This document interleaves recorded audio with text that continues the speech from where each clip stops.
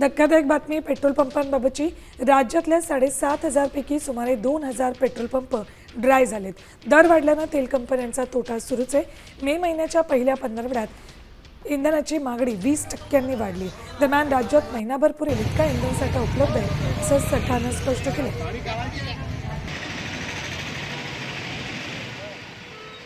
आमच्याकडे पेट्रोल डिझेलचा 1 महिन्याचा साठा आहे। केरोसिनचा साठा भरपूर आहे आणि जिथे जिथे आम्हाला काही तक्रार येतात त्या त्या ठिकाणच्या तक्रारी ताबडतोब ऑफिसतर्फे सोडवल्या जातात। त्याच्यासाठी जे काही अधिकारी जे आहेत ते खास नेमलेले आहेत, ते कुठेही अशी टंचाई होऊ नये आणि झालीच तर ताबडतोब त्याच्यावर मार्ग काढला पाहिजे।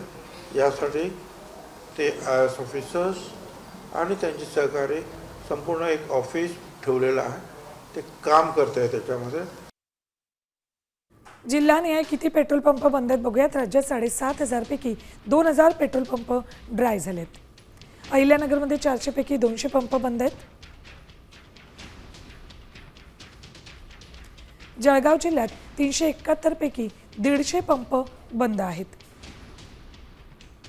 नाशिक जिल्ह्यात 725 पैकी 75 पंप बंद आहेत। तर छत्रपती संभाजीनगरमध्ये 335 पैकी 55 पंप बंद आहेत।